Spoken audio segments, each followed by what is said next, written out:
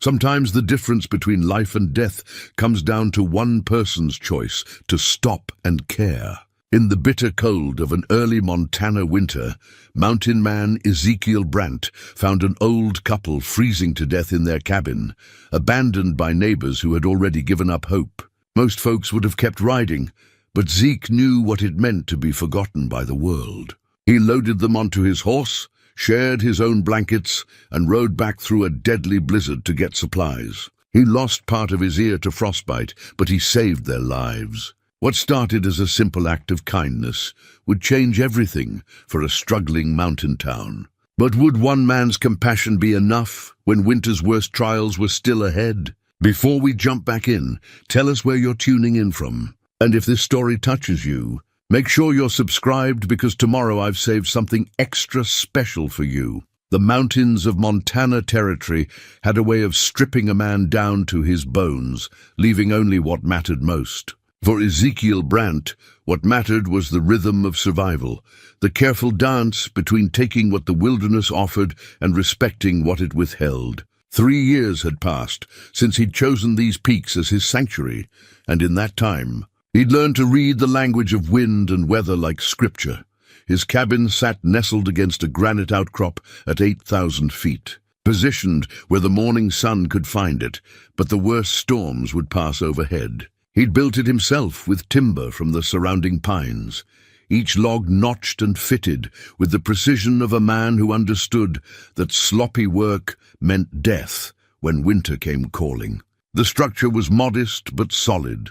One room with a stone fireplace, a sleeping loft, and windows placed to catch light while maintaining warmth. Inside, everything had its place and purpose. His rifle rested above the mantel, cleaned and ready. Traps hung from pegs along the walls, their steel jaws gleaming with the oil he applied each night. Shelves held his modest library, a worn Bible, a book of poetry that had belonged to his late wife Sarah, and a journal bound in leather that grew softer with each day's handling.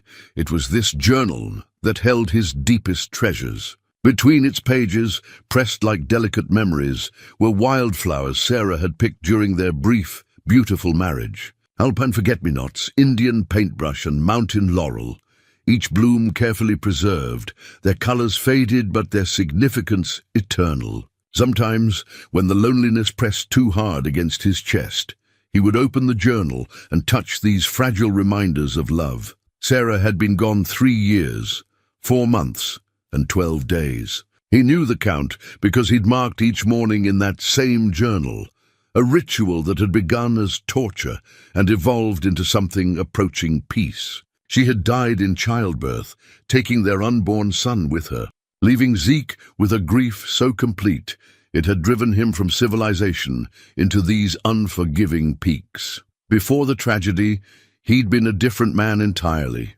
Ezekiel Brandt had owned a small farm outside Helena, raised horses, and dreamed of filling a house with children's laughter. He'd been gregarious then, known for his quick wit and generous spirit. Neighbors sought his advice on everything from broken wagon wheels to broken hearts. But that man had died with Sarah, and what remained was something harder, more solitary, a creature adapted to survive alone. His daily routine had become a meditation on self-sufficiency. He rose before dawn, stoked the fire, and prepared coffee strong enough to wake the dead. While the cabin warmed, he checked his traps, following paths he'd worn into the mountainside over countless mornings. The work was methodical and peaceful, skinning catches, resetting snares, reading the stories written in tracks and scat. Zeke had become fluent in the language of survival. He could predict weather changes by the behavior of birds, identify edible plants even under snow, and navigate by stars when storms obscured familiar landmarks. These skills had kept him alive, but more importantly, they'd given him purpose when purpose seemed impossible to find. The wilderness demanded respect, and he gave it freely. He took only what he needed from the land, wasted nothing, and understood that he was merely borrowing space in a realm that belonged to creatures far older than human ambition. This philosophy had served him well through 3 harsh winters, each one teaching him something new about patience, preparation, and the thin line between life and death. But even in his self-imposed exile, Zeke couldn't entirely escape the pull of human connection. 20 miles below his mountain sanctuary lay Clearwater Ridge, a struggling settlement that had once shown promise as a mining town. He rarely visited, but when supplies ran low or loneliness became unbearable, he would make the journey down the winding trail to trade pelts for necessities. The town had seen better days. What had begun as a hopeful community of miners, merchants and farmers had slowly withered as the silver veins played out and harsh winters drove families eastward to easier lives. Those who remained were a hardy bunch, too stubborn or too poor to leave, clinging to hopes that prosperity might return with the spring. Sam Fletcher ran the general store, a weathered man with kind eyes, who never pried into Zeke's business but always had a hot meal waiting when the mountain man appeared. There was Doc Morrison, who'd given up a profitable practice in Chicago to serve folks who could rarely pay in anything but gratitude. The Murphy family struggled to keep their small farm productive in the short growing season, while the Jacobsons raised 3 children in a cabin that should have housed 1. These glimpses of community life stirred something in Zeke that he tried to ignore. Watching children play in Clearwater Ridge's dusty main street reminded him of dreams he'd buried with Sarah. Hearing families laugh around dinner tables made his own silent cabin feel more like a tomb than a home. But the pain of connection seemed worse than the ache of isolation, so he limited his visits and kept his distance. The autumn of 1887 had brought troubling signs that even Zeke's practiced eye couldn't ignore. The aspens had turned gold earlier than usual, their leaves falling in thick carpets that spoke of winter's early approach. Squirrels gathered nuts with unusual frenzy, and birds that normally lingered through October had already begun their southern migration. Most ominous of all were the clouds, great grey masses that seemed to be gathering strength in the northern peaks, promising snow in quantities that could trap the unprepared for months. Zeke had lived through 3 mountain winters, but something about the approaching season felt different, more dangerous. The air itself seemed to vibrate with potential energy, like the moment before lightning strikes. He'd spent September and early October preparing with even greater care than usual. His woodshed overflowed with split logs, and his small root cellar groaned under the weight of preserved meat, dried vegetables, and other provisions. He'd reinforced his cabin's roof and chinked every gap between logs with fresh moss and clay. If this winter proved as harsh as the signs suggested, he was ready to wait it out in comfort. But preparation could only go so far. No amount of planning could protect against the bone-deep loneliness that intensified as the days grew shorter. Sarah's pressed flowers seemed more fragile with each passing season, and the silence in his cabin sometimes felt so complete it made him question whether he still existed at all. It was during one of these moments of profound solitude that Zeke made his decision to check the southern trap lines, one final time before winter locked the high country in ice. The decision seemed practical. A few more pelts could mean the difference between comfort and mere survival during the long, dark months ahead.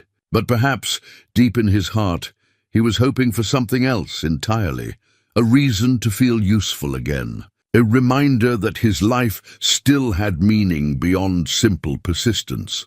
He saddled his mare, Duchess, at first light, her breath forming silver clouds in the crisp air. The horse was a sorrel with white markings, sturdy and sure-footed on mountain trails. She'd been Sarah's favorite, and keeping her alive had become another way of honoring his wife's memory. Together, they set out through the pine forests that cloaked the mountainsides, following paths that wound between granite boulders and across meadows already touched by frost. The morning was beautiful in the way that only mountain mornings could be. Crystal clear, sharp with cold and infinite with possibility. Eagles circled overhead, riding thermals that carried them effortlessly through air, so thin it made every breath feel precious. Somewhere in the distance a wolf howled, its voice echoing off stone walls that had stood since before humans ever dreamed of conquering such places. Zeke found himself thinking about Sarah as he rode. something he'd trained himself not to do during daylight hours. But the beauty of the morning seemed to demand her presence, and for a brief moment he allowed himself to imagine her riding beside him, pointing out the way Frost had turned spider webs into works of art, laughing at the antics of ground squirrels preparing for winter's sleep. The memory was so vivid it made his chest ache. But it also reminded him why he'd chosen this life. In the mountains, surrounded by the eternal rhythms of nature, Sarah's spirit felt closer than it ever did in the company of other people. Here, among the peaks that would outlast all human sorrow, their love seemed less like something lost and more like something transformed. As he guided Duchess down a narrow trail toward the valley floor, Zeke caught sight of smoke rising from the distant trees. It was thin and pale, barely visible against the grey sky, but it was enough to make him pause. Smoke meant people, and people in this remote area usually meant trouble of one kind or another. His instinct was to avoid contact, to circle around whatever human drama might be unfolding below, but something about that fragile thread of smoke tugged at his consciousness. It spoke of struggle, of people trying to stay warm against the approaching winter, and despite his desire for solitude, Zeke found himself unable to ignore its silent plea. He touched his heels to Duchess's flanks and turned toward the valley, not yet knowing that this simple decision would change the course of his life forever. The smoke led Zeke through a stand of lodgepole pines to a clearing where a small cabin hugged the base of a rocky slope. The structure looked older than most settlements in the territory, built from hand-hewn logs that had weathered to silver grey, with a stone chimney that spoke of careful craftsmanship.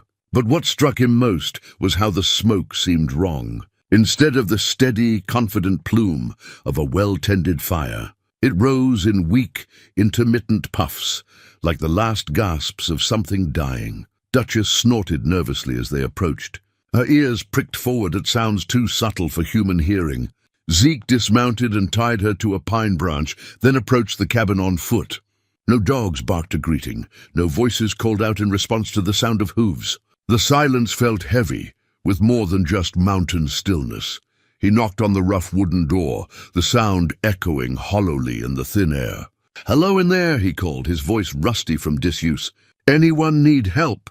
A weak voice answered from inside, barely audible through the thick logs. "Please, help us." Zeke lifted the leather latch and pushed the door open. The smell hit him first. Not the rankness of neglect, but the peculiar odor of people slowly starving, of bodies burning their own reserves to stay alive. The cabin's interior was dim despite the hour, its single window clouded with frost and grime. In the far corner, huddled beneath what appeared to be every blanket, coat and piece of fabric in the place, lay an elderly couple. The woman was tiny, bird-like, with silver hair that had once been carefully braided, but now hung in tangles around her shoulders. Her husband was larger but gaunt, his cheeks hollow and his breathing labored. Both of them watched Zeke with eyes that held too much acceptance of their fate. "Found us," the man whispered, and there was wonder in his voice, as if he'd given up believing anyone would come. Zeke knelt beside their makeshift bed, his practiced eye taking inventory of their condition. Severe malnutrition, dehydration, and hypothermia, but not beyond recovery if treated quickly. "I'm Ezekiel Brandt," he said gently. "What are your names?" "Thomas Henley," the man replied, his voice gaining strength from hope. "This is my wife, Martha." Martha tried to smile, but could only manage a slight lifting of her cracked lips. Her left hand clutched something against her chest, a small, faded photograph that she protected even in her extremity. But it was her right hand that caught Zeke's attention. A simple gold wedding band encircled her ring finger, the metal worn thin from decades of wear. The ring had become embedded in swollen flesh. Speaking of hands that had once been strong enough for hard work, but had wasted away until only bone and determination remained. "How long since you've had a proper meal?" Zeke asked, though he suspected he knew the answer. 3 days, maybe 4, Thomas admitted. "We've been making do with what little we had stored, but—" He gestured weakly at empty shelves along the cabin walls. "Winter came early this year. Zeke's eyes swept the cabin, reading the story of their decline. Clean but sparse furnishings suggested people who took pride in their home, despite having little money. A few books on a rough-hewn shelf spoke of education and refinement. But the empty pantry, cold fireplace with only a handful of twigs for fuel, and the couple's obvious weakness painted a picture of slow starvation. "Where's your family?" he asked. "Surely you've got people who—" "Gone," Martha whispered, the word carrying the weight of abandonment. "All gone east or west, or just gone?" Thomas's jaw tightened with what little strength he had left. "We wrote letters, sent word with travelers heading to Helena and Missoula. Never heard back." His voice cracked. "Guess they figured we were already dead." The photograph in Martha's grip drew Zeke's attention again. Despite her weakness, she guarded it fiercely, and he realized it was probably all she had left of children who'd moved away to chase easier lives in distant cities. The image of this gentle woman clinging to memories of ungrateful offspring while slowly freezing to death stirred something. Fierce and protective in his chest, most men in his position would have offered what help they could spare and ridden on. The mountains were full of sob stories, and a wise man looked after himself first. But as Zeke studied the couple's faces, lined with decades of shared struggle, but still holding traces of the young lovers they'd once been, he found himself thinking of Sarah. She would have stayed. Without hesitation, without calculation, she would have rolled up her sleeves and gotten to work. The memory of his wife's compassionate heart made his decision for him. "Well, we're going to fix this," he said, standing and moving toward their cold fireplace. "First thing is to get some heat in here." He worked quickly, using his knife to shave tinder from dry wood he found in their nearly empty wood box. Soon, he had a small fire crackling, its warmth beginning to push back the deadly chill that had settled in the cabin like a living thing. Then he went outside to his saddlebags and returned with jerked meat. "Hardtack and dried apples, not much of a feast," he said. "But it'll get some strength back in you." As the Henleys ate with trembling hands, Zeke assessed what they would need for immediate survival. More food, certainly, and enough firewood to last until they could manage for themselves again. Warmer clothing and proper bedding. Medicine, if any, could be found in Clearwater Ridge. But first, he had to get them stable enough to survive while he made a supply run. The nearest settlement was a half-day's ride through terrain that was already treacherous with early snow and ice. If he left now, he might make it back before nightfall, but only if nothing went wrong. "I'm going down to Clearwater Ridge for supplies," he told them as color began to return to their faces. "There's enough wood here to keep the fire going until I get back. Don't let it die." Martha reached out with one thin hand and grasped his wrist. Her fingers were cold but surprisingly strong. "You don't even know us," she said, tears gathering in her faded blue eyes. "Why would you—" "Because it's the right thing to do," Zeke replied simply. The words came from some deep part of himself that he'd thought Sarah's death had killed, and because no one should have to die alone and forgotten. The ride to Clearwater Ridge became a race against time and weather. Clouds that had been building on the northern horizon all morning were beginning to show their teeth, promising snow that could trap anyone foolish enough to be caught in the open. Duchess seemed to sense the urgency, picking her way down icy trails with sure-footed determination.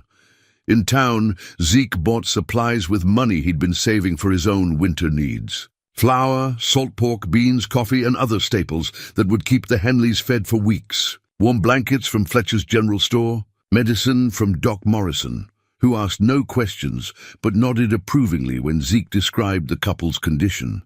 The return journey proved even more challenging. Snow began falling in earnest as he climbed back toward the high country, fat flakes that reduced visibility and made every step treacherous. By the time he reached the Henley cabin, his face was numb with cold, and ice had formed in his beard, but he'd made it. The supplies would see the old couple through the worst of winter, and their grateful tears were worth every frozen mile. As he built up their fire and helped Martha prepare a real meal from the provisions he'd brought, Zeke felt something inside his chest loosening, a knot of grief and isolation that had been tied tight for 3 long years. He should have ridden home then, while he still could. Should have wished them well and returned to his own cabin and his own preparations. Instead, he found himself lingering, drawn by Martha's gentle humor and Thomas's quiet wisdom. When they invited him to stay for supper, he accepted. It was only as he finally prepared to leave, stepping into the bitter night air, that Zeke realized what the day had cost him. The wind hit his left ear with a spike of pain that made him gasp. When he touched the spot, his fingers came away bloody. Frostbite had claimed the tip of his ear during the desperate ride through the storm. A small price, he told himself, as he mounted Duchess for the dark ride home. But as the wind found that tender wound again and again during the long journey back to his cabin, Zeke wondered if this act of mercy might have changed more than just the Henleys' fate. Something fundamental had shifted inside him today, and he wasn't sure he could ever go back to being the man who would have ridden past that thin column of smoke without stopping to investigate. The mountains, it seemed, still had lessons to teach him about what it meant to be truly alive. 3 days passed before Zeke returned to the Henley cabin, and in that time the weather had turned mean. Snow fell steadily, not the gentle dusting of early winter, but the serious business of a season that had arrived ahead of schedule. When he knocked on their door this time, it was Thomas himself who answered, standing upright and clear-eyed. "Ezekiel," the old man said, genuine pleasure warming his voice. "Martha was just saying she hoped you'd come back soon." The transformation inside the cabin was remarkable.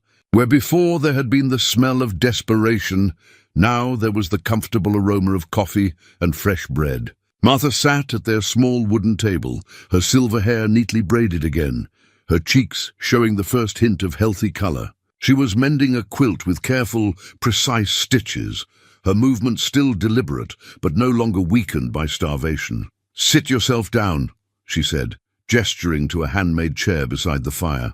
"I've got coffee hot and cornbread that's almost ready." Zeke found himself oddly reluctant to intrude on their domestic tranquility. In his cabin, meals were functional affairs, fuel to keep his body working through another day. But here, even the simple act of preparing food seemed infused with care and tradition. Martha moved around their small kitchen area with the confidence of a woman who had been making homes for decades, while Thomas whittled shavings for kindling with economical. "Practice strokes. You don't need to fuss," Zeke said, though he made no move to leave. "Nonsense," Martha replied firmly. "It's the least we can do after what you've done for us." As they settled around the table with steaming mugs and warm bread, Zeke found himself studying the cabin with new eyes. What he'd initially seen as sparse poverty now revealed itself as careful curation. Every item had been chosen for both function and meaning. A carved wooden bowl held pride of place on the mantel, clearly a wedding gift or family heirloom. Hand-sewn curtains framed the single window, their cheerful yellow fabric bringing sunlight into the room even on grey days. But it was the walking stick propped beside Thomas's chair that truly caught Zeke's attention. The staff was clearly handmade, carved from what looked like mountain ash. Along its length, scenes had been etched with loving detail: deer drinking from a stream, eagles soaring above pine forests. A small cabin, much like this one, nestled against protective rocks. The craftsmanship spoke of long winter evenings spent shaping memory into wood. "That's beautiful work," Zeke said, nodding toward the walking stick. Thomas's weathered face lit with pride. "Made it our first winter here 43 years ago. Of course, I didn't need it for walking then, just liked having something to do with my hands when the snow kept us cabin-bound." 43 years, Zeke repeated, amazed. "You've been here since before the territory was even properly mapped." "We were young and full of dreams," Martha said, settling back into her chair with her mending. "Tom had heard there was good land up here for homesteading, and I was foolish enough to think an adventure sounded romantic." Thomas chuckled, a sound that seemed to fill the cabin with warmth. Martha was the prettiest schoolteacher in Missouri. Could have married a banker or a lawyer, lived in a fine house with servants and fancy dresses. Instead, she threw her lot in with a dreamer who wanted to build something with his own hands. Never regretted it for a moment, Martha said, though her voice carried the weariness of someone who had paid dearly for her choices. We built this place log by log, stone by stone, blunted our garden, raised our children, watched the seasons turn year after year. The mention of children brought a shadow across both their faces. Zeke had wondered about the family that had abandoned them, and now he found himself genuinely curious rather than merely polite. "Tell me about them," he said gently. Thomas and Martha exchanged a look that spoke of shared pain carefully carried. "3 children," Thomas said finally. 2 boys and a girl. James, our eldest, he headed to California when gold fever hit the coast. That was, 15 years ago now. Samuel went east to Chicago, said he wanted to make something of himself in business. And our daughter Rebecca, she married a man from Denver and moved there to raise her own family. They wrote for a while, Martha added, her fingers working the needle with mechanical precision. Christmas letters mostly. Sometimes word would come through travelers or mail carriers who made it this far into the territory. But the letters got fewer as the years passed, and now, she shrugged with forced lightness. "Well, I suppose they have their own lives to live." Zeke heard the hurt beneath her matter-of-fact words. He thought of his own isolation, chosen and maintained by his own grief, and wondered how it would feel to be abandoned rather than self-exiled. The Henleys had given their lives to raising children who had simply walked away when easier opportunities presented themselves. "They don't know what they're missing," he said, surprising himself with the vehemence in his voice. Martha looked up from her sewing, and for a moment, her composed mask slipped to reveal the lonely mother beneath. "You're kind to say that. But we understand, truly we do. The mountain life isn't for everyone, and young people need to find their own way in the world." "Still," Thomas said, his hands stilling on the piece of wood he'd been smoothing, "it would have been nice to know our grandchildren, to pass on some of what we learned about living up here, making do with what the land provides." The conversation lapsed into comfortable silence, broken only by the crackling of the fire and the steady whisper of snow against the windows. Zeke found himself reluctant to break the peace. In his own cabin, silence was his constant companion, but it was a hollow thing, the absence of sound rather than its restful presence. Here quiet felt full of shared understanding. "You remind me of James," Martha said suddenly, looking at Zeke with eyes that held both sadness and affection. "Not in looks, but in the way you move, the way you think before you speak." He was always observing, always trying to understand how things worked. "Practical-minded," Thomas agreed. "Good with his hands, too. Could fix most anything that broke, build what we needed from whatever materials we could find." Zeke felt a strange pang at the comparison. To be reminded of someone's absent son was both honor and burden, a role he'd never expected to fill. "What happened to him out in California?" "Last letter we got, he was working a claim somewhere near Sacramento," Thomas replied. "Said he was close to striking it rich, just needed a little more time. That was 12 years ago. The mathematics of abandonment was stark. 12 years without word, without knowing whether their son was alive or dead, successful or broken by the harsh realities of gold fever." Zeke began to understand why the Henleys had been so ready to accept death when he found them. Hope deferred for too long becomes its own kind of starvation. "Maybe the letters just got lost," he offered, though he didn't believe it himself. "Maybe," Martha agreed. But her tone suggested she had long since made peace with harder truths. Outside, the wind picked up, driving snow against the cabin walls with increasing force. What had begun as gentle snowfall was developing into a proper storm. Zeke glanced toward the window, calculating the difficulty of returning to his own cabin in such weather. "You'd better stay the night," Thomas said, following his gaze. "That storm's got teeth, and it's no weather for traveling alone." The offer presented Zeke with an unexpected dilemma. He hadn't slept under another person's roof in 3 years, hadn't shared living space with anyone since Sarah's death. The thought of lying awake, listening to other people breathe, of navigating the small courtesies of shared space, made his skin crawl with social anxiety. But the alternative was a dangerous ride through worsening conditions, and he could see genuine concern in both their faces. They weren't offering shelter out of obligation, but from the simple human desire to keep him safe. The realization that someone cared about his welfare was both touching and terrifying. "I suppose that would be wise," he said reluctantly. "Wonderful," Martha beamed, already moving to prepare bedding. "It'll be nice to have company for an evening. Gets quiet up here when the weather turns." As the storm intensified outside and the three of them settled in for a long winter's night together, Zeke found himself wondering what he'd gotten himself into. The Henleys' kindness was genuine, but demanding. They expected him to be present, to participate in conversation and companionship.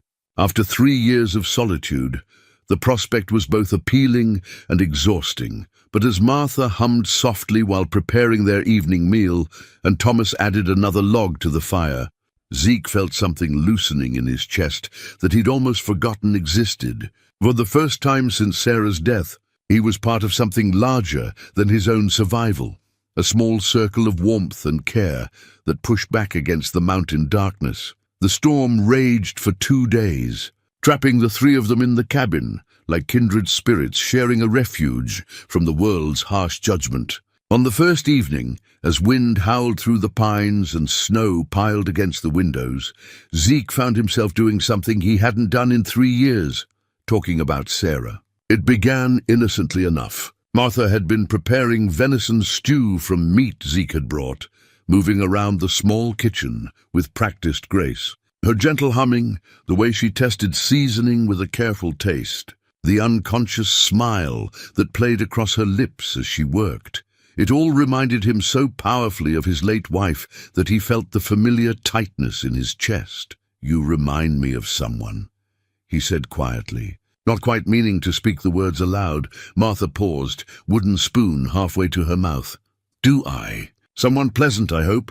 My wife, Sarah." The name felt strange on his lips after so long. She had the same way of making a simple meal feel like something special. Thomas looked up from the leather harness he was mending, his weathered hands stilling. "Had? She died 3 years ago." The words came easier than Zeke had expected. Perhaps it was the warmth of the cabin or the gentle attention in their faces, but he found himself continuing. "Childbirth. Lost the baby too. A son." The silence that followed wasn't awkward but respectful, the kind of quiet that honored grief without trying to diminish it with empty reassurances. Martha set down her spoon and moved to where Zeke sat by the fire. "I'm so sorry," she said simply, placing a weathered hand on his shoulder. "That's a loss no man should have to bear." Something about her touch, maternal, unconditional, broke through defenses Zeke had spent 3 years building. To his horror, he felt tears threatening. He hadn't cried since the day he'd buried Sarah and their son on the hillside behind their farm. Hadn't allowed himself that release because it felt too much like surrender. "She would have loved this place," he said, his voice rougher than usual. Sarah always saw beauty where others saw hardship.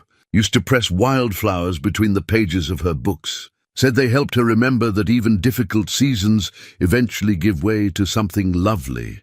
From his saddlebag in the corner, he retrieved his leather journal. The movement felt ceremonial, like opening a sacred text. Martha and Thomas watched with respectful curiosity as he turned to a page where a pressed alpine forget-me-not lay like a blue whisper against yellowed paper. "This one's from our first summer here," he said. "Found it growing near a stream up on Glacier Pass. The blue reminded me of her eyes." Martha leaned closer to admire the delicate flower. "She sounds like a woman who understood that happiness comes from small moments, not grand gestures." "That's exactly right." Zeke carefully closed the journal, surprised by how good it felt to share this piece of Sarah with people who could appreciate its significance. She used to say that a pressed flower was better than a diamond because it held memories of a perfect day. Thomas cleared his throat gently. "What brought you up to the mountains after your loss?" "Couldn't stay in our house." "Couldn't stand the way neighbors looked at me, all that pity mixed with relief that tragedy had chosen my door instead of theirs. And the quiet," Zeke stared into the fire, remembering. "The quiet there was different, empty. Up here, the silence has weight to it, meaning. Makes a man feel small, but not forgotten. The conversation drifted to other topics as the evening progressed, but something fundamental had shifted. By sharing Sarah's memory, Zeke had opened a door he'd kept locked for 3 years. The Henleys seemed to understand the gift he'd given them, treating his story with the reverence it deserved. The next morning brought news that complicated their growing friendship. Thomas had awakened early and managed to dig through the snow to their small cache of emergency supplies. What he found there made his face go grey.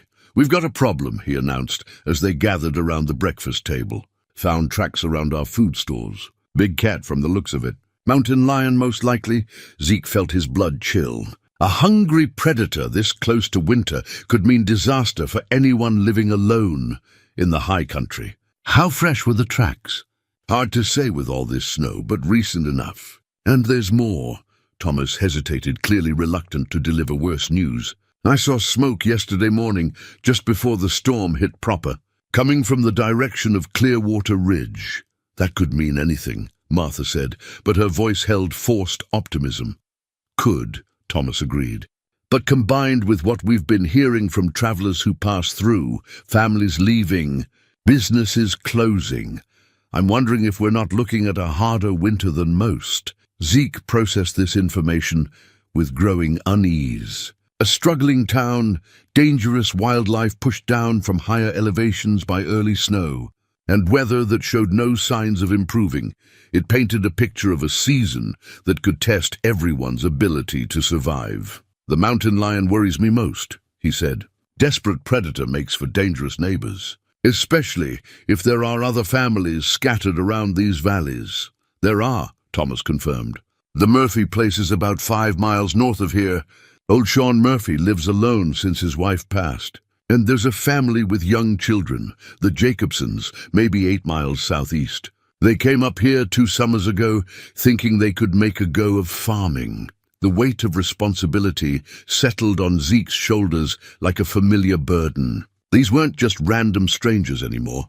They were people he'd begun to care about, however reluctantly. The thought of families with children facing a mountain lion, a harsh winter, and dwindling supplies made his stomach clench with protective instinct. "We should check on them," he heard himself saying.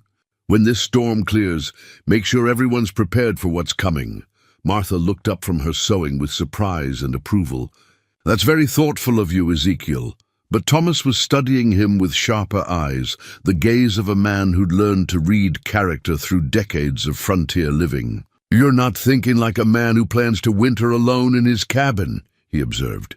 The old man's words hit closer to truth than Zeke was comfortable acknowledging. Somewhere during these 2 days of shared meals and conversation, his perspective had begun to shift. The isolation that had once felt like necessary protection now seemed selfish, even cowardly. Sarah's memory, instead of driving him toward solitude, was pushing him back toward the connections that made life meaningful. "Maybe I'm not," he admitted, the words feeling strange, but right.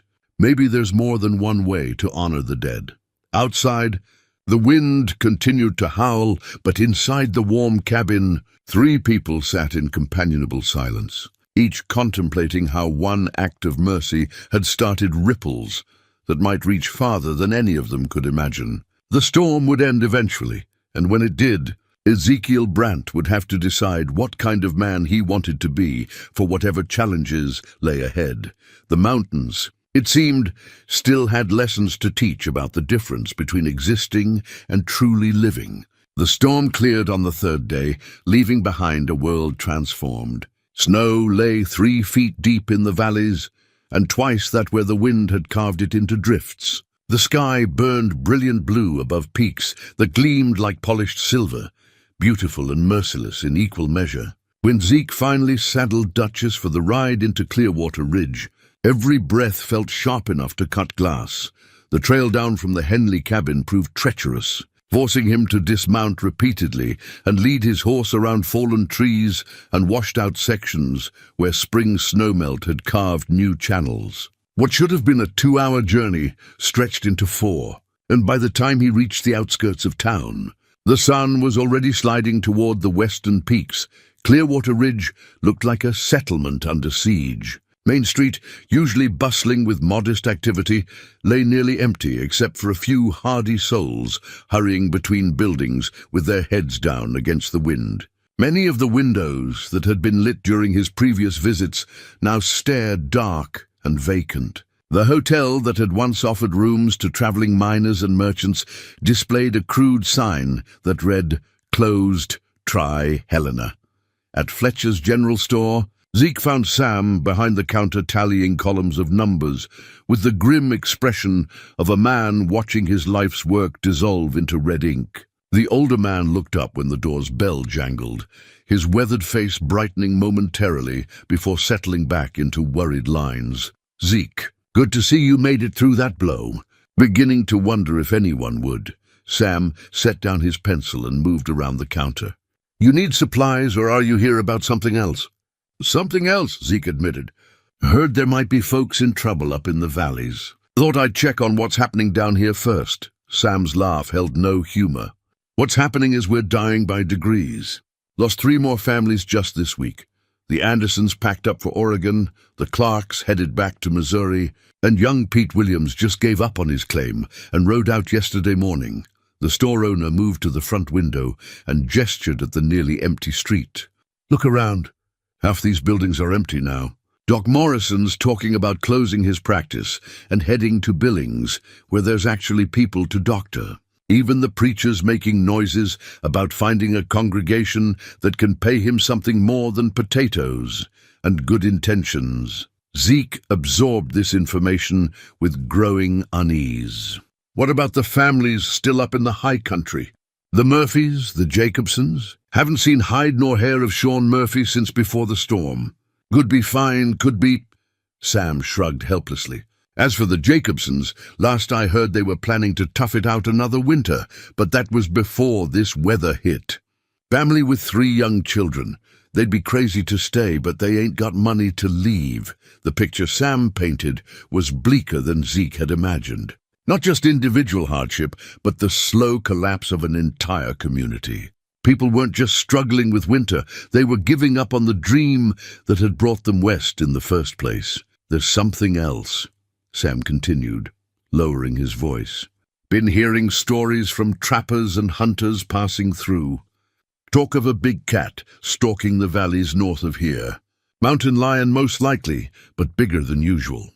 Killed a man's horse up near Copper Creek, came right into his camp bold as brass." The news confirmed Thomas's fears and added urgency to Zeke's growing sense of responsibility. A predator that bold was one that had learned not to fear humans, a dangerous development for anyone living alone in remote cabins. "I need to check on those families," Zeke said, more to himself than to Sam. The store owner studied him with curious eyes. "That's decent of you. But what's brought on this sudden interest in community welfare? Last few times you've been in town, you could barely wait to get back to your mountain." It was a fair question, and one Zeke wasn't sure he could answer completely. The truth was complex, part Sarah's influence, part the Henleys' gentle humanity, and part his own growing realization that isolation wasn't the same as healing. "Maybe I'm tired of living like a ghost," he said finally. Sam nodded slowly, as if the answer made sense to him in ways that went beyond words.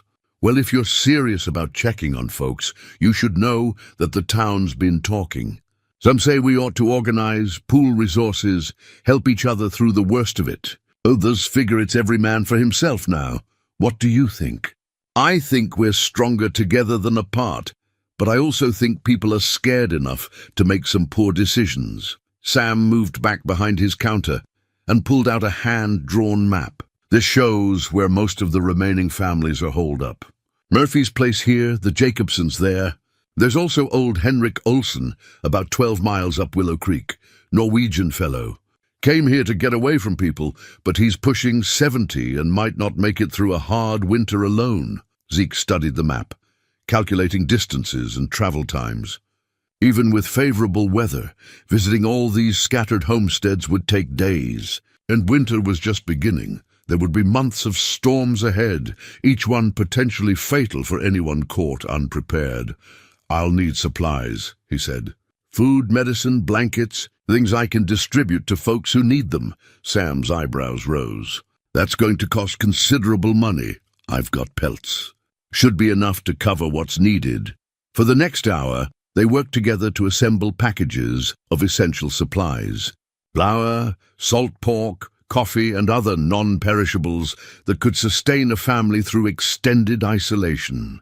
Warm blankets, basic medical supplies, lamp oil for the long, dark nights ahead. By the time they finished, Duchess would be carrying nearly her limit, but the load represented hope for people who might otherwise face death alone. As Zeke prepared to leave, Sam caught his arm. "You sure about this? What you're proposing, riding through this country in winter, checking on scattered families, that's dangerous work. One bad storm could trap you miles from shelter." "Someone has to do it," Zeke replied. "And I've got the skills to survive out there." "That's not what I'm asking, and you know it." Sam's grip tightened slightly. "I'm asking if you're ready to care about people again. Because once you start down that road, it's hard to turn back. These folks start depending on you, and suddenly their troubles become your troubles." The warning was wise, and part of Zeke wanted to heed it. Caring meant vulnerability, and vulnerability meant the possibility of loss. He'd spent 3 years avoiding exactly this kind of emotional entanglement, but he thought of Martha's gentle strength, of Thomas's quiet dignity, of children he'd never met who might be shivering in inadequate shelters, while their parents wondered how to keep them alive until spring. The choice, when it came down to it, wasn't really a choice at all. "I'm ready," he said. Sam released his arm and stepped back with something that might have been respect. "Then God go with you, and Zeke, if you find folks in real trouble, bring them back here. Town may be dying, but we've still got roofs and fireplaces. Better to crowd together than freeze apart." As Zeke rode out of Clearwater Ridge with his precious cargo of supplies, he felt the weight of more than physical burden on his shoulders. Somewhere in the snow-covered valleys ahead, people were making their own calculations about survival and surrender. His job was to make sure they had better choices available when the time came to decide.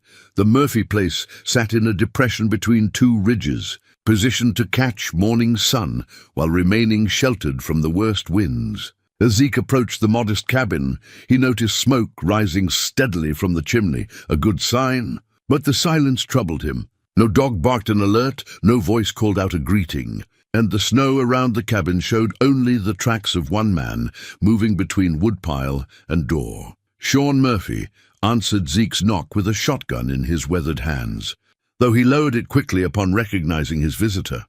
The old Irishman had aged considerably since Zeke's last glimpse of him in town. His red hair had gone completely grey, and his green eyes held the hollow look of someone who'd been alone too long with his thoughts. "Brant," Murphy said, stepping aside to let him enter.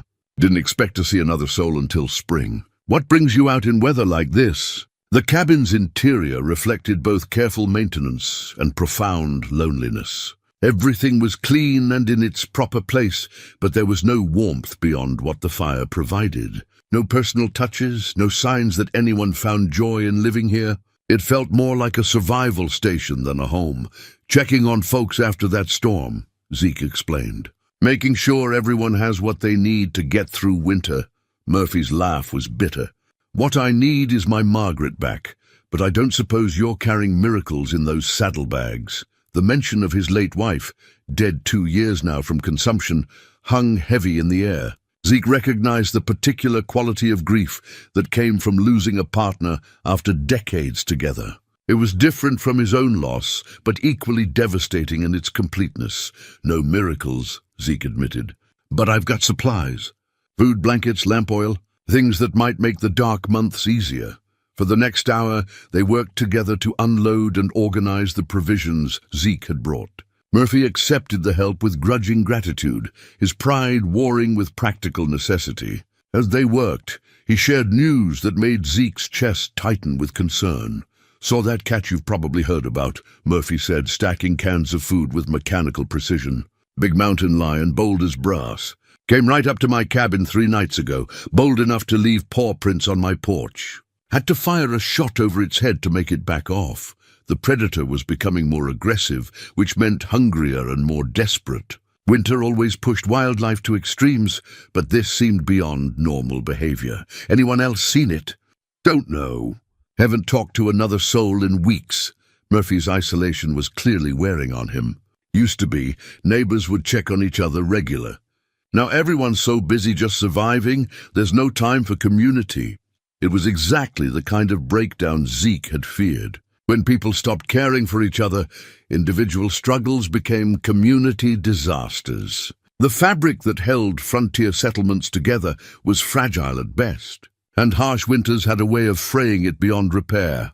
From Murphy's cabin, Zeke rode southeast toward the Jacobson place, following deer trails through timber so thick with snow that progress was measured in yards rather than miles. The temperature had dropped with the setting sun, and his breath formed ice crystals that clung to his beard. Duchess struggled through drifts that sometimes reached her belly, but the sturdy mare pressed on with the determination of an animal that understood the stakes.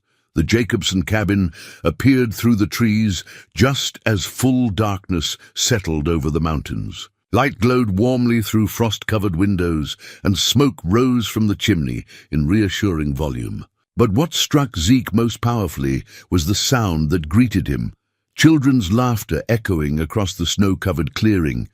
Peter Jacobson emerged from the cabin at the sound of approaching hooves. Rifle ready but not threatening. He was a man in his 30s, lean from hard work, but not yet worn down by mountain life. Behind him in the doorway appeared his wife Anna, a young woman with intelligent eyes and prematurely calloused hands. 3 children peered around their parents' legs, 2 boys and a girl, ranging in age from perhaps 5 to 10. "Mr. Brandt," Peter said with genuine pleasure, "what brings you out on a night like this?" The family welcomed him inside with warmth that reminded Zeke powerfully of what he'd lost. Their cabin was small, but filled with the kind of creative energy that came from people determined to build something meaningful together. Hand-sewn quilts covered rough furniture, and children's drawings decorated the walls. Anna had somehow managed to create beauty from the simplest materials. It was the quilt squares scattered around Anna's sewing basket that caught Zeke's attention. Each piece was different, some geometric patterns in bright colors, others featuring appliqued flowers or animals. They were clearly meant to be assembled into a larger work, but they remained separate, unfinished. "Community quilt," Anna explained, noticing his interest. "Each family in the valley was supposed to contribute squares, then we'd piece them together for the church. But with so many people leaving," she gestured helplessly at the lonely fragments. The unfinished quilt squares became a perfect metaphor for what was happening to their small community. Individual pieces of beauty and craftsmanship, but no longer connected into something larger and stronger. The bonds that should have held them together had been broken by fear, isolation, and the simple struggle to survive. Young Emma Jacobson, perhaps 7 years old, approached Zeke with the fearless curiosity of childhood. She had her mother's intelligent eyes and her father's determined chin. "Are you really a mountain man?" she asked. "Papa says you live all alone up in the high places." The question hit Zeke harder than expected. How did you explain to a child that sometimes people chose solitude because connection hurt too much? That some wounds took years to heal, if they ever did? "I do live alone," he said carefully, "but lately I've been thinking that might not be the best way to live." Emma nodded seriously, as if his answer made perfect sense. "Mama says people need other people, like flowers need sunshine. Even the tough mountain flowers that grow in rocks."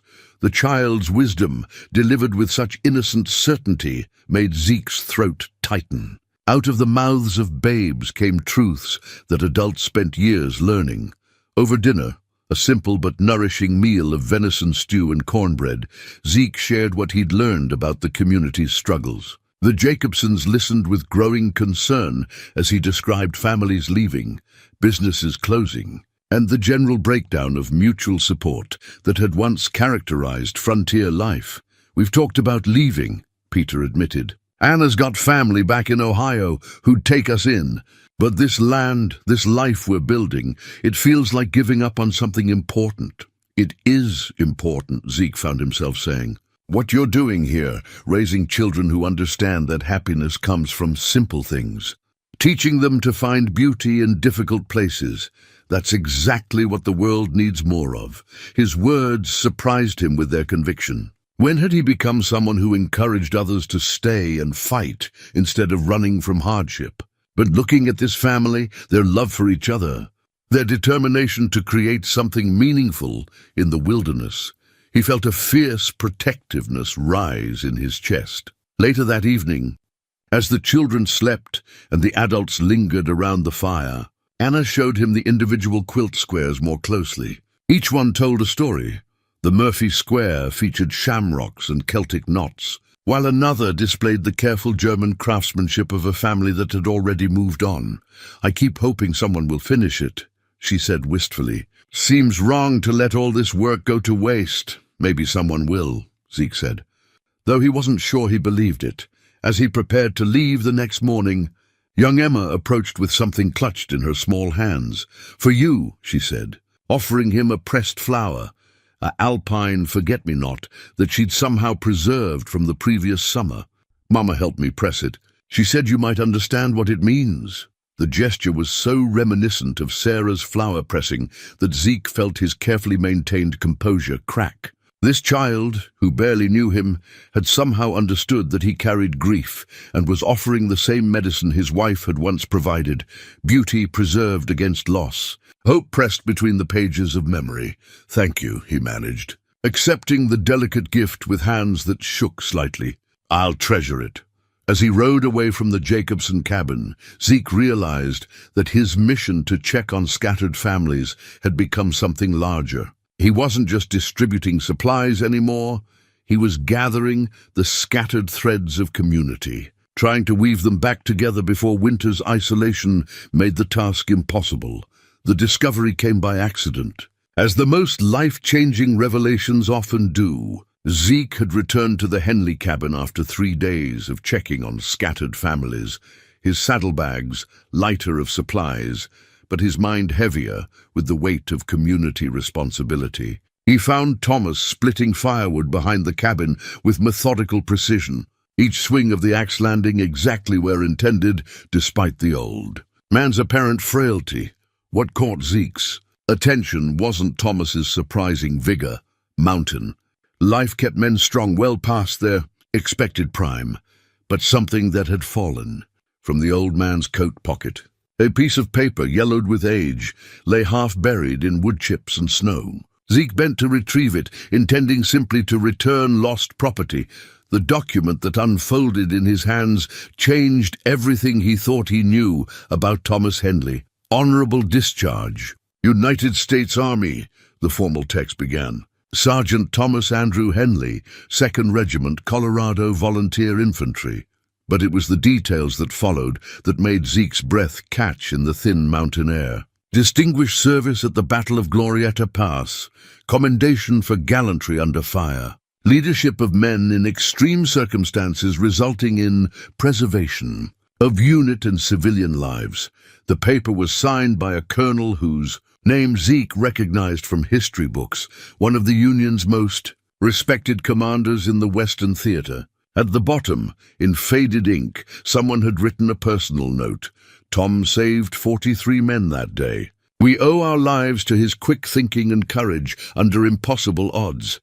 Zeke read the document twice, struggling to reconcile the quiet, unassuming man he'd come to know with the decorated war hero, described in official language. Thomas Henley wasn't just a retired schoolteacher who'd chosen mountain life. He was a proven leader who had commanded men in life and death situations. Finding something interesting in my woodpile, Zeke turned to see Thomas watching him with calm eyes that held no shame, only a weary recognition that his secret was finally out. The old man set down his axe and brushed wood chips from his hands with the same methodical care he applied to everything. You dropped this, Zeke said, holding out the discharge paper. Thomas took the document and folded it carefully before tucking it back into his coat pocket. Figured that might happen eventually. Martha keeps telling me to throw the damn thing away, but he shrugged. Some things are hard to let go of, even when they're more burden than blessing. Glorieta Pass, Zeke said quietly. That was the battle that saved Colorado Territory for the Union, turned back the Confederate, advanced and protected the goldfields. You know your history. Thomas's voice carried neither pride nor regret, just acknowledgement of facts. Most folks out here never heard of it. Just another skirmish in a war that had too many of them. They stood in silence for a moment, two men processing the shift in their relationship. Zeke found himself reassessing every interaction they'd had, every piece of advice Thomas had offered, every moment of quiet wisdom that had seemed to come from simple, frontier experience. "Why didn't you tell me?" Zeke asked finally. Thomas resumed splitting wood, but his movements had taken on a different quality, more deliberate, more controlled. Because men don't want to hear war stories from old soldiers. They want to believe that violence and leadership are things that happen to other people in other times. Besides, that was 25 years ago. I'm not that man anymore. But even as he spoke, Zeke could see that wasn't entirely true. The precision with which Thomas swung the axe, the way he automatically positioned himself to watch both the trail and the cabins simultaneously, the quiet authority that made people instinctively trust his judgment. These weren't traits that disappeared with age. Martha knows. Obviously, Martha knows everything worth knowing about me, including things I'd rather forget. Thomas paused in his work. She was a nurse during the war, you know. We met in a field hospital outside Denver.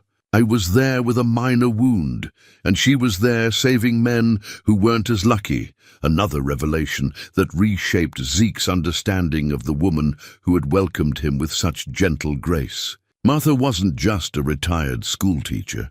She was someone who had seen the worst of human suffering and chosen to respond with compassion rather than cynicism. "The two of you have been watching me," Zeke said, the realization dawning gradually. "Evaluating me." Thomas's laugh was dry but not unkind. "Son, Martha spotted your potential the day you hauled us half dead from our cabin. She's got an eye for character that 20 years of battlefield experience taught me to trust absolutely." "What kind of potential?" "The kind that takes a man living alone by choice and turns him into someone who rides through blizzards to check on people he barely knows." Thomas split another log with particular force. "The kind that makes natural leaders, whether they want the responsibility or not." The weight of understanding settled on Zeke's shoulders like a physical burden. The Henleys hadn't been passive recipients of his charity. They'd been deliberately nurturing something they'd recognized in him from the beginning. Their gentle encouragement, their stories about community and connection, even their willingness to share their own vulnerabilities, all of it had been designed to draw him back into the world of human responsibility. "You've been manipulating me. We've been hoping for you." Martha's voice came from behind them, soft but firm. She stood in the cabin doorway, wrapped in a heavy shawl, her eyes holding the same calm acceptance as her husband's. "There's a difference, though I understand why it might not feel that way." Zeke turned to face her, his mind reeling with implications. "Now, how long have you been planning this?" "Since the moment you chose to help instead of riding past." Martha stepped closer, her weathered hands folded in front of her. "We've lived in these mountains for 43 years, Ezekiel. We've seen communities form and fall apart, watched good people give up when they might have survived with proper leadership. We know what it takes to hold people together when times get hard, and you think I have those qualities. I know you do." Thomas's voice carried the absolute certainty of a man who had led soldiers through impossible circumstances. "I've watched you work, seen how you think through problems, noticed the way people respond to your presence. You have the instincts of a natural commander, even if you don't recognize them yourself." The conversation was interrupted by the sound of approaching hooves. All three of them turned toward the trail, where a rider was emerging from the tree line at dangerous speed. As the figure drew closer, Zeke recognized young Billy Fletcher, Sam's eldest son. bent low over his horse's neck with the urgency of someone carrying desperate news. The boy pulled up in a spray of snow and ice, his face red with cold and exertion. "Mr. Brandt, thank God I found you. Pa sent me to fetch you quick as I could ride. What's wrong?" Zeke demanded, already moving toward Duchess. "That mountain lion, it attacked the Olsen place. Old Henrik's barricaded in his cabin, but the cats got him trapped. Been circling the place for 2 days, waiting for him to come out." Billy's words tumbled over each other in his haste. "Pa says we need someone who knows how to handle dangerous animals, and you're the only real mountain man left in the territory." The news hit Zeke like a physical blow.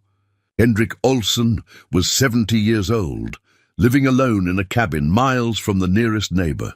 Even if he had adequate food and fuel, the psychological pressure of being hunted by a predator could break a man's spirit long before his body gave out. "How far?" Zeke asked, already checking his rifle and gathering supplies.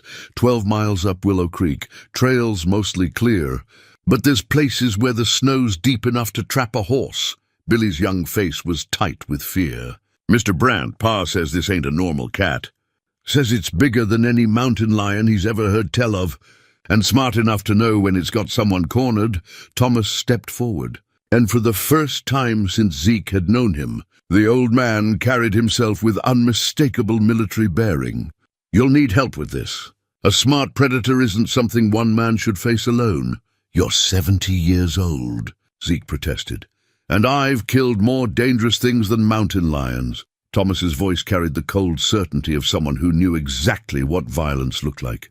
"Besides, this is exactly the kind of situation where experience matters more than youth. That cat has Henrik thinking like prey instead of like a man. It'll take more than good shooting to solve this problem." Martha moved to her husband's side, her face pale but determined. "Tom's right, and if Henrik's hurt, he'll need someone who knows field medicine."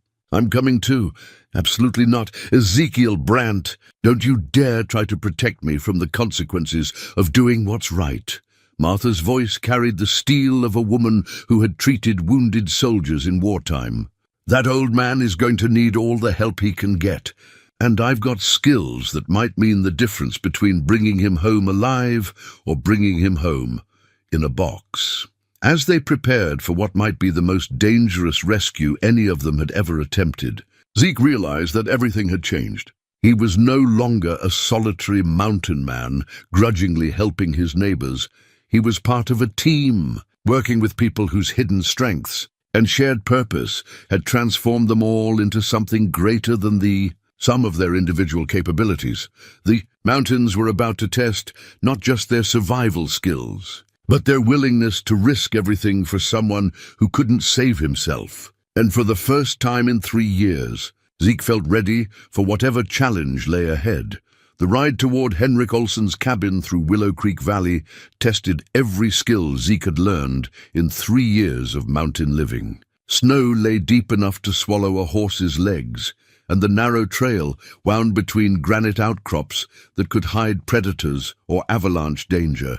But it was the weight of responsibility that pressed, heaviest on his shoulders as he led their small rescue party through terrain that grew more treacherous. With each passing hour, Thomas rode behind him with the rigid posture of a cavalry officer, every movement economical and purposeful. The revelation of his military background had transformed him from kindly old man into something harder and more dangerous, a leader who understood that successful missions required clear thinking and absolute commitment to the objective. Martha followed on a sturdy mountain pony, her medical bag secured carefully in her saddlebags. Her face set with the determined calm of someone who had seen battlefield surgery and would not flinch from whatever horrors awaited them. Young Billy Fletcher had insisted on coming despite Zeke's protests, arguing that they needed someone who could ride back to town for additional help if things went badly. The boy's courage was admirable, but Zeke worried about exposing someone so young to the kind of violence that awaited them at Olsen's cabin. As they climbed higher into the valley, Thomas began sharing tactical knowledge that made their desperate mission feel more like a military operation. Smart predator like this one will have established patterns, he explained, his voice carrying easily through the thin air. It'll know the approaches to the cabin, the best ambush points, the escape routes if threatened. Our advantage is that it's thinking like a hunter, not like prey. It won't expect organized resistance. What do you think we're dealing with exactly? Zeke asked, trusting the old soldier's experience with dangerous situations. Based on what Billy described, probably a male mountain lion driven down from higher elevations by early snow. Big cats this aggressive are usually either wounded, sick, or displaced from their normal territory. Thomas's analysis was clinical but reassuring in its competence. The fact that it's maintaining a siege instead of giving up and moving on suggests intelligence and patience. That makes it more dangerous, but also more predictable. Martha added her own concerns from a medical perspective. Hendrik's been trapped for 2 days without adequate food or sleep. Even if he's physically unharmed, the psychological stress could be affecting his judgment. We need to be prepared for someone who might not respond rationally to rescue attempts. The truth of her words became apparent as they approached Olsen's homestead. The Norwegian's cabin sat in a small clearing, surrounded by dense pine forest, defensible terrain under normal circumstances, but now transformed into a prison by the presence of an intelligent predator. Smoke rose from the chimney in thin, irregular puffs that spoke of carefully rationed fuel, and the windows had been barricaded with whatever furniture Henrik could move against them. But it was the tracks in the snow that told the real story. The mountain lion had indeed established a pattern of surveillance, circling the cabin at regular intervals, testing for weaknesses, waiting for its prey to make a fatal mistake. The prints were larger than any Zeke had ever seen, easily 6 inches across, with claw marks that bit deep into frozen earth. Jesus, Billy whispered, staring at the evidence of the cat's presence. That thing's as big as a small bear. Thomas dismounted and studied the tracks with professional interest. Displaced male, probably 8 or 9 years old. Prime condition, which means it's not desperate enough yet to take unnecessary risks. But it's also not going to give up easily. From inside the cabin came a faint voice, hoarse with exhaustion. "Who's there?" "Stay back! That devil's somewhere close!" "Henrik, it's Ezekiel Brandt," Zeke called out, positioning himself where he could watch the tree line while speaking. "I've got help with me. We're going to get you out of there." The relief in the old Norwegian's voice was painful to hear. "Brandt! Thank God. I thought I was going to die in here like a trapped rat." "Not today," Zeke replied with more confidence than he felt.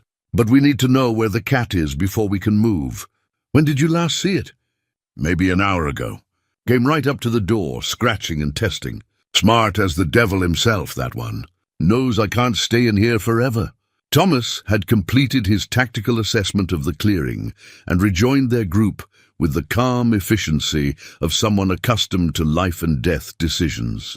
"Here's what we're going to do," he said, his voice carrying absolute authority.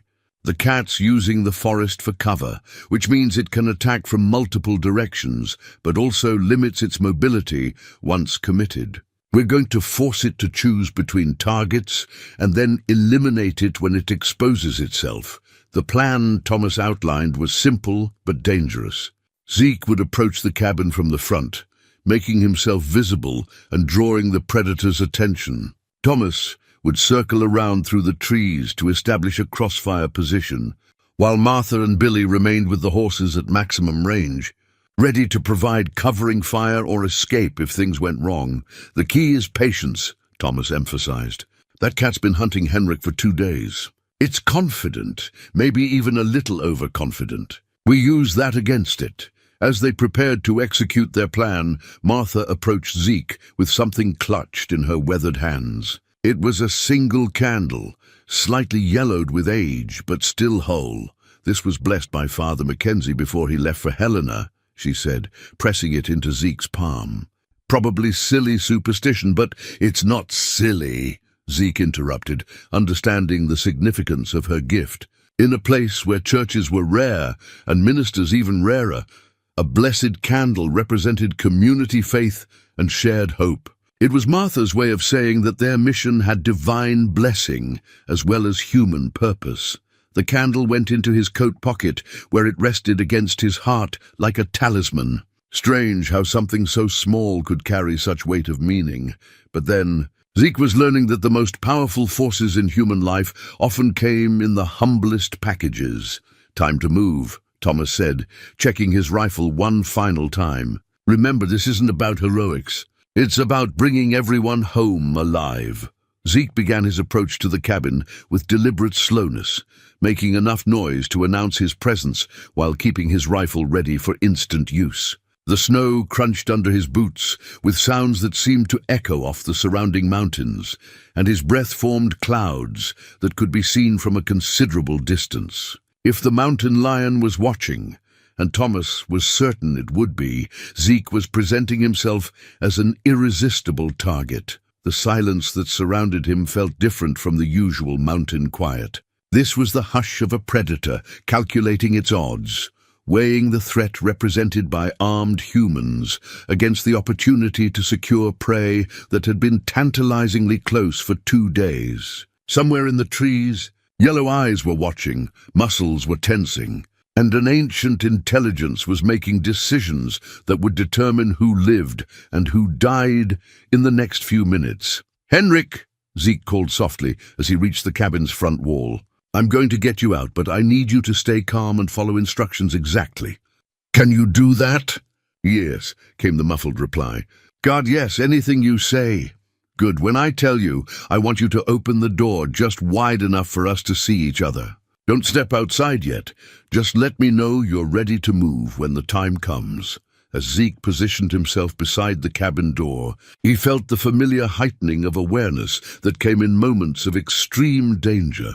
Every sound seemed amplified, every shadow potentially significant. The weight of the blessed candle in his pocket reminded him that this wasn't just about individual survival. It was about proving that community and cooperation could triumph over the isolation and fear that had been slowly killing their mountain settlement. In the trees behind him, Thomas was moving into position with the silent efficiency of someone who had done this kind of work before. Martha and Billy waited at their assigned distance, ready to provide support or escape as circumstances demanded. Henrik Olsen crouched behind his barricaded door, clinging to hope that rescue was finally at hand. And somewhere in the surrounding forest, a predator that had dominated this valley for days was about to discover that prey could become hunters when they worked together with intelligence, courage, and absolute commitment to protecting their own. The mountain lion's reign of terror was about to end, one way or another. The only question was what price would be paid for that victory, and whether Ezekiel Brandt was truly ready to accept the responsibilities that came with leading others into mortal danger. The blessed candle seemed to pulse with warmth against his chest as he raised his rifle and prepared to face whatever emerged. From the deadly silence of the pine forest, the attack came from the direction Zeke least expected, not from the dense forest where logic suggested a predator would hide, but from above, where the mountain lion had somehow gained access to the cabin's low-pitched roof. The first sign of danger was a soft scraping sound, like claws finding purchase on wooden shingles, followed by the creak of timber under considerable weight. Zeke spun toward the sound just as the massive cat launched itself from the roof edge, its powerful body uncoiling like a spring released. In that frozen moment between heartbeats, he saw every detail with crystalline clarity. Golden fur rippling over corded muscle, yellow eyes fixed on him with predatory intelligence, claws extended like curved daggers designed by nature for killing. Time seemed to stretch as Zeke brought his rifle up, knowing even as he did that the cat was moving too fast, covering too much distance in too little time. The mountain lion struck him with the force of an avalanche, driving him backward into the snow while claws raked across his heavy coat. Only the thick wool and leather prevented the strike from opening his chest like a gutted deer. They rolled together through the snow, Zeke fighting desperately to keep the cat's jaws away from his throat while trying to bring his rifle to bear. The predator's breath was hot against his face, rank with the smell of old kills, and its weight pressed down on him like a living boulder. He could hear Henrik shouting from inside the cabin, could hear Thomas crashing through the underbrush as he rushed toward the sounds of combat. But those sounds seemed to come from another world. In this moment, there was only the elemental struggle between man and beast, civilization and wilderness, the desire to live, fighting against nature's oldest law. Zeke managed to get his rifle barrel against the cat's ribs and pulled the trigger. The report was muffled by flesh and fur, but the bullet's impact drove the mountain lion backward with a roar that echoed off the surrounding peaks. Blood darkened the snow where they had fought, some of it the cat's, but too much of it his own. The wounded predator circled him now with limping gait but undiminished fury. The bullet had struck its shoulder, disabling one front leg, but failing to deliver a killing blow. If anything, the wound had made it more dangerous, a cornered predator with nothing left to lose. Thomas's voice cut through the mountain air with military precision. "Zeke, get clear. I have the shot." But before Zeke could move, the cat charged again, this time with the desperate ferocity of an animal that knew it was dying.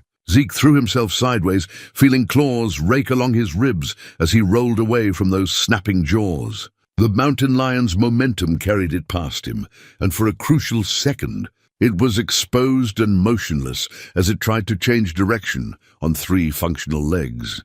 Thomas's rifle spoke with the authority of long experience. The bullet took the predator high in the chest, driving through muscle and bone to find its heart. The great cat collapsed into the snow with a final, shuddering breath, its yellow eyes already glazing with death. Silence returned to the clearing, like a benediction, broken only by the sound of labored breathing and the whisper of wind through pine needles. Zeke lay in the trampled snow, blood seeping through his torn coat, but alive and conscious. Thomas emerged from the tree line with smoking rifle, his weathered face grim with the satisfaction of a job completed successfully.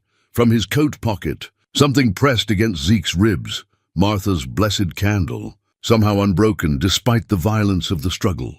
The small miracle felt significant, as if divine protection had indeed watched over their desperate mission. "Henrik," Zeke called weakly, struggling to sit up in the snow. "You can come out now." "It's over." The cabin door opened slowly, revealing the Norwegian's bearded face, eyes wide with disbelief and overwhelming relief. Henrik Olsen looked like a man who had stared death in the face for 3 days and somehow lived to tell the tale. His hair was wild, his clothes wrinkled from sleeping in them, but he was whole and unharmed.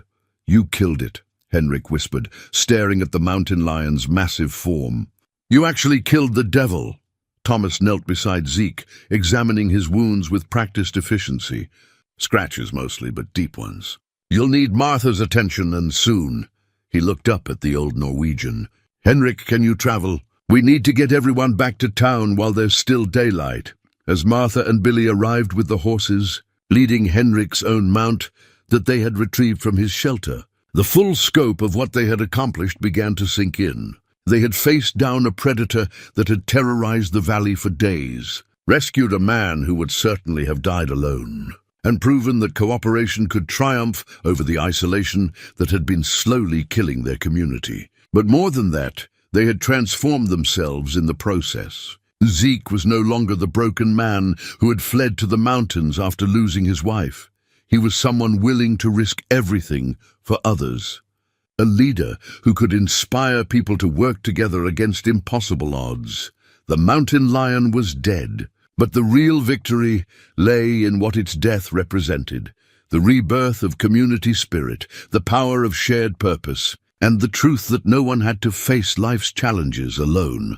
The ride back toward Clearwater Ridge became a journey of transformation that went far beyond simple geography. Henrik Olsen, freed from his 3-day ordeal, rode between Thomas and Martha like a man discovering life again after accepting death. But it was the conversation that developed during those hours in the saddle that truly marked the end of one chapter and the beginning of another. "I gave up," Henrik said suddenly.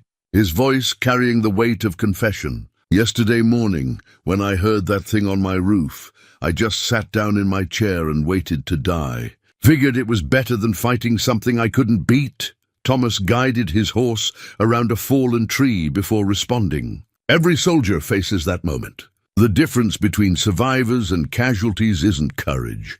It's having someone worth fighting for. "I didn't have anyone," Henrik admitted. "Wife's been dead 10 years. Children scattered to the winds. Seemed easier to just let go." "You do now," Zeke said, surprising himself with the certainty in his voice. "We all do." "What happened back there? That wasn't just about killing a dangerous animal. It was about proving that we don't have to face things alone anymore." As they descended from the high country, word of their mission began to spread through the scattered community with the mysterious speed of mountain communication. Smoke signals rose from distant cabins, not distress calls, but messages of acknowledgement and hope. By the time they reached the outskirts of Clearwater Ridge, people were waiting for them. Sam Fletcher stood outside his general store with Doc Morrison and several other townspeople, their faces showing a mixture of relief and something that looked remarkably like pride. Young Emma Jacobson was there too, having ridden down from her family's cabin with her parents specifically to witness their return. "Is it true?" Sam called out as they approached. "You really killed that cat?" "We killed it," Zeke emphasized, dismounting carefully to avoid aggravating his wounds. "All of us working together. Hendrik would be dead if Thomas hadn't provided tactical guidance, if Martha hadn't been ready with medical supplies, if Billy hadn't ridden to get help. The distinction wasn't lost on the people gathered in the street. For months, they had been thinking of themselves as isolated individuals, struggling against impossible odds. What Zeke was describing was something entirely different.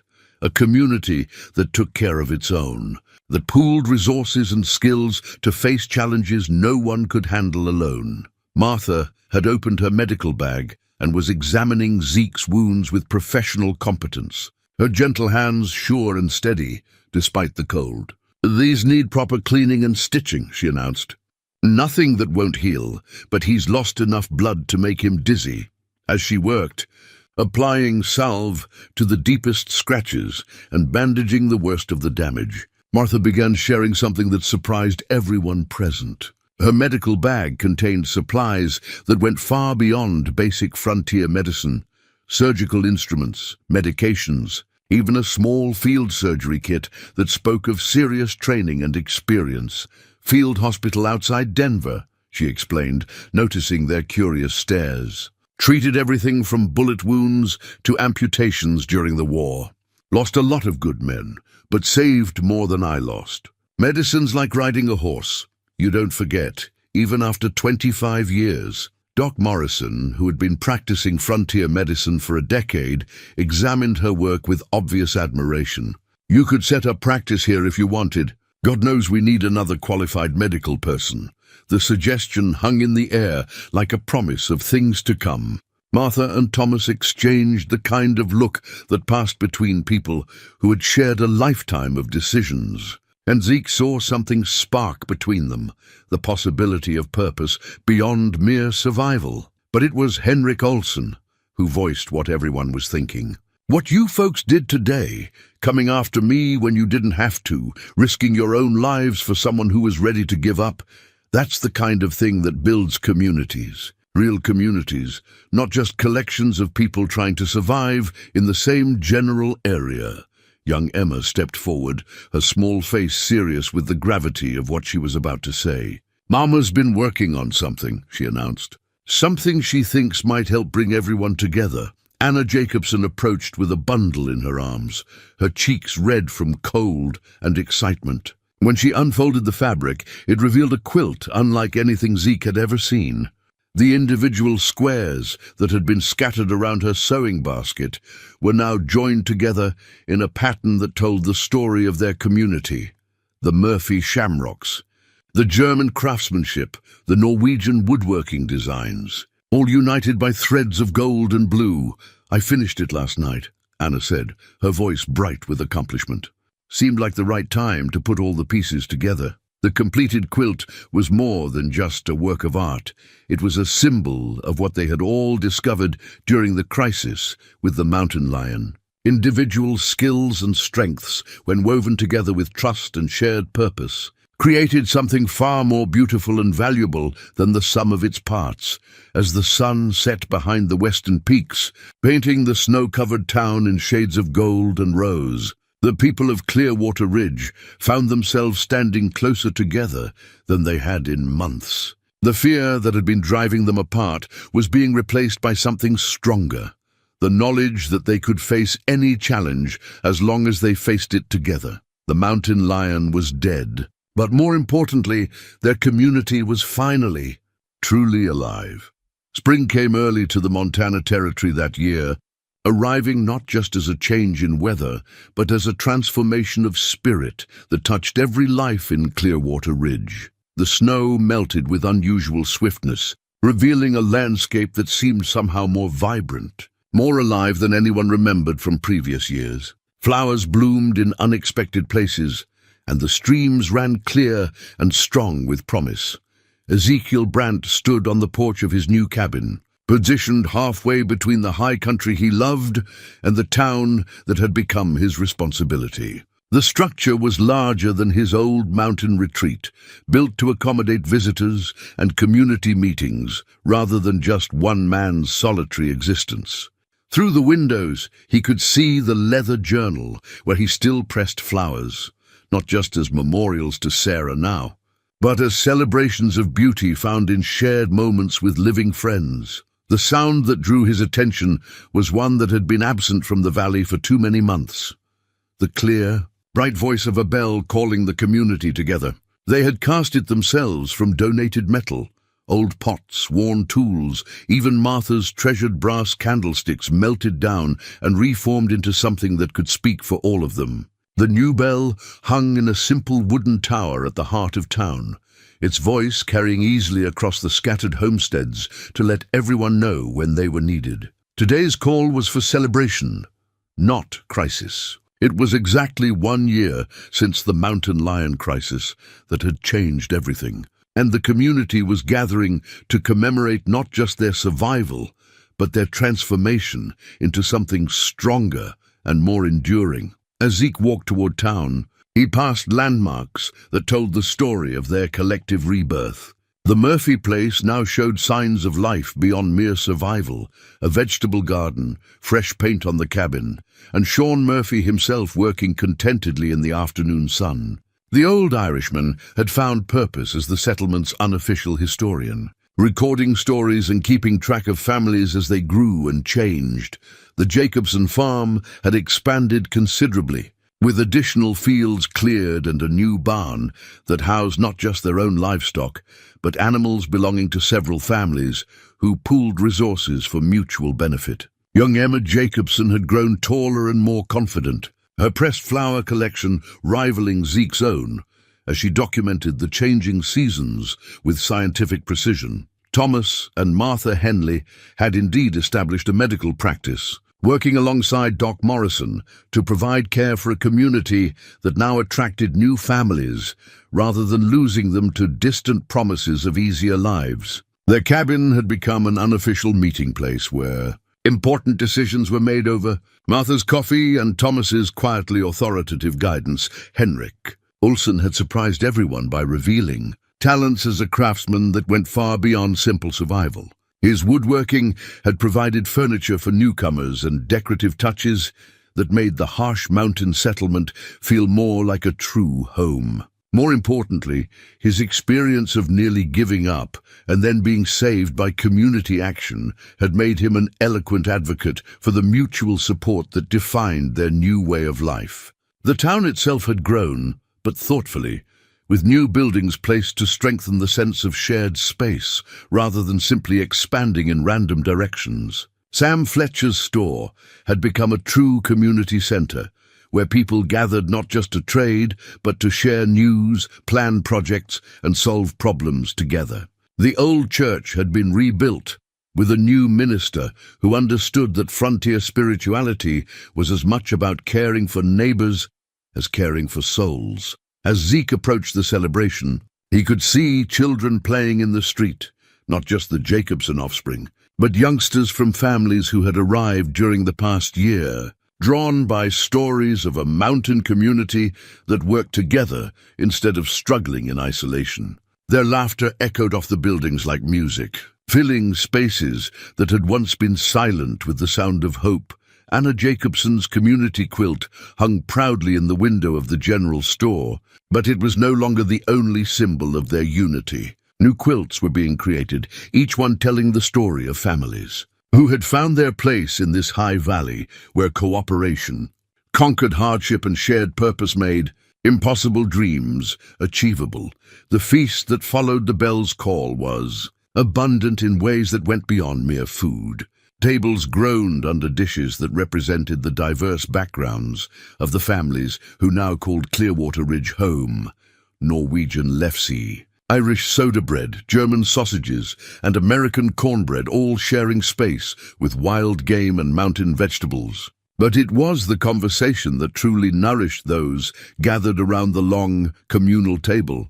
Stories were shared of the past year's challenges and triumphs, the harsh winter they had weathered together, the new families they had welcomed, the businesses that had not just survived but thrived because of community support. Young people spoke of futures they planned to build in the mountains, rather than dreams of escape to distant cities. As darkness settled over the valley and lanterns were lit to extend the celebration, Zeke found himself thinking about Sarah and the life they had planned to build together. The pain of loss remained, but it had been transformed into something that honored her memory rather than diminishing his ability to connect with others. She would have loved this community, would have been one of its strongest supporters and most generous contributors. Thomas raised his cup in a toast that captured what everyone was feeling. To the year that taught us the difference between surviving and living. To neighbors who became family, and to the truth that no one has to face life's challenges alone. The new bell continued to ring as the evening progressed, its voice carrying across the valley to homesteads where families worked by lamplight, secure in the knowledge that help was always just a signal away. It spoke of community bonds that had been tested by crisis and proven strong enough to support dreams that individual effort could never have achieved. As Zeke walked home under stars that seemed brighter than he remembered, he carried with him the sound of that bell and the knowledge that he had helped create something that would endure long after the mountains claimed his bones. The solitary mountain man was gone, replaced by someone who understood that true strength came not from isolation, but from the willingness to care for others and accept their care in return. The mountains remained as beautiful and dangerous as ever, but they no longer seemed like a place of exile. They had become home,